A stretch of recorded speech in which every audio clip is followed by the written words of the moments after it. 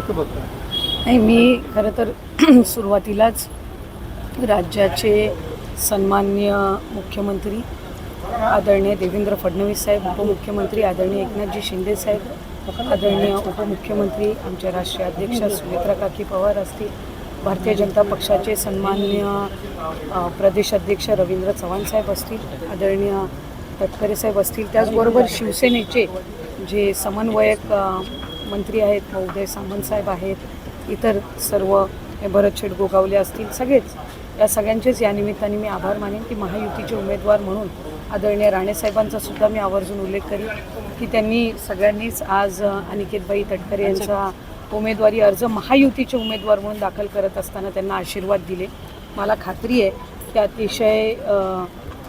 अतिशय यशस्वीरित्या ही निवडणूक प्रक्रिया पार पडेल आणि या निमित्ताने जे या निवडणुकीतले सर्व मतदार बंधू भगिनी आहेत यांनाही स्थानिक स्वराज्य संस्थेचे सर्व प्रतिनिधी असतात यांनाही यांचे आम्ही जे महायुतीचे सर्व आहेत यांचे आम्ही आभार मानतो की त्यांनी या उमेदवारीचा अर्ज दाखल करत असताना आज आम्हाला सगळ्यांनाच आणि उमेदवार म्हणून अनिकेतबाईंना आशीर्वाद आणि पाठबळ देण्यासाठी उपस्थित. काही प्रामुख्याने योजनेमध्ये काही अर्ज जे आहेत ते बाद झालेले पाहायला मिळत आहेत. जवळपास त्याची संख्या आहे. अर्ज बाद झालेले नाही आहेत.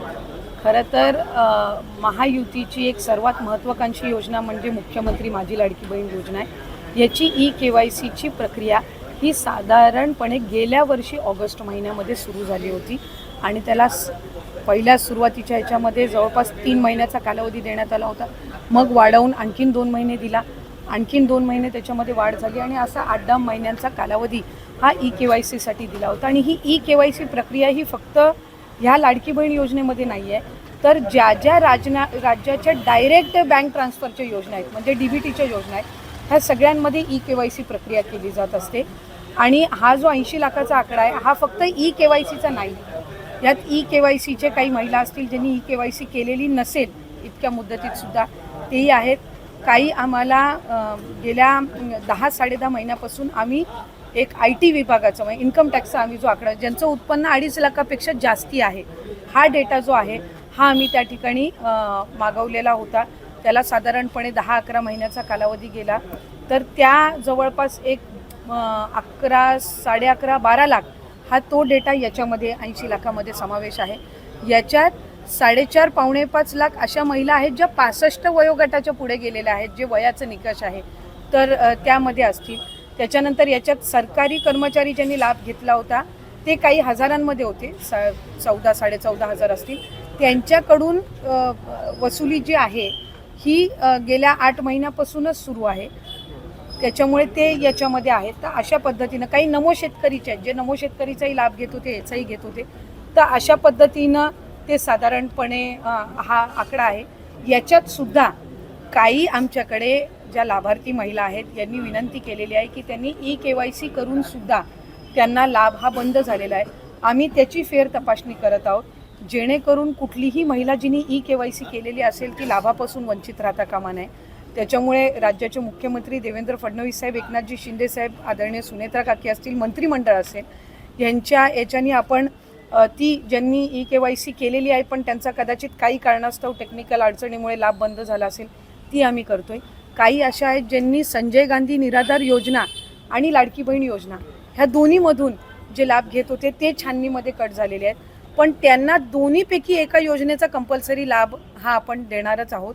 त्याच्यामुळे जे अशा बाय डिफॉल्ट दोन्हीकडे लाभ घेत होते आणि दोन्हीकडनं त्यांची नावं कट झालेली आहेत त्यांना दोन्हीपैकी एका योजनेमध्येच तरी 100% त्याचा शासकीय ह्या योजनांचा लाभ हा मिळणार आहे. काही RTOच्या संदर्भामध्ये तक्रारी केलेल्या आहेत. यातल्या 80 लाखामधल्या जवळपास 3-3.25 लाख हे RTOचे आहेत ज्यांचे वाहनं आहेत पण ते लाभ घेत होते. हा एक 6-8 महिन्यापासून डेटा मिळालेला आहे, असा कन्सॉलिडेट करून आहे. पण त्यातल्याही काही लाभार्थ्यांनी म्हटले की आमच्या नावाने म्हणजे निवेदनं आलेली आहेत की आमच्या नावाने कुठलंही वाहन नाही आहे, तर त्याची फेर तपासणी होईल. तर त्या पद्धतीनं आहे. आणि साधारणपणे ज्यांनी KYC चुकवलेली होती त्यांना 30 एप्रिलपर्यंतची मुदत ही देण्यात आलेली होती दुरुस्ती करण्याची. त्यामुळे असं आहे. आणि अजूनसुद्धा फेब्रुवारी-मार्च महिन्याचा लाभ हा आम्ही गेल्या आठवड्यापासून वितरित करायला सुरुवात केली आहे. त्यामुळे हा आकडा किती असेल म्हणजे वितरित केल्यानंतर हा 7-8 दिवसाच्या कालावधीमध्ये लक्षात येईल. अनिकेतजींच्या उमेदवार 2 आक्षेप प्रामुख्याने घेतले. एक म्हणजे भास्कर जाधव असं म्हणून घराणेशाहीचा त्यांनी उल्लेख केला आणि दुसरी गोष्ट म्हणजे मागच्या टर्ममध्ये अनिकेत तटकरे हे किती फिरले, त्यांनी किती आढावा घेतला, किती प्रशासनाच्या लोकांमध्ये आणि त्यांच्या नाही, खरं तर भास्करराव जाधव साहेब ज्येष्ठ नेते आहेत, त्याच्यामुळे त्यांच्याबद्दल काही वक्तव्य करण्याचा एक कार्यकर्ता म्हणून, एक छोटी कार्यकर्ता म्हणून मी त्याच्यामध्ये म्हणजे फारसं काही स्वारस्य हे करणार नाही. पण महायुतीचे उमेदवार म्हणून अनिकेतजी तटकरे यांना उमेदवारी दिलेली आहे आणि उमेदवार हे महायुती ठरवत असते.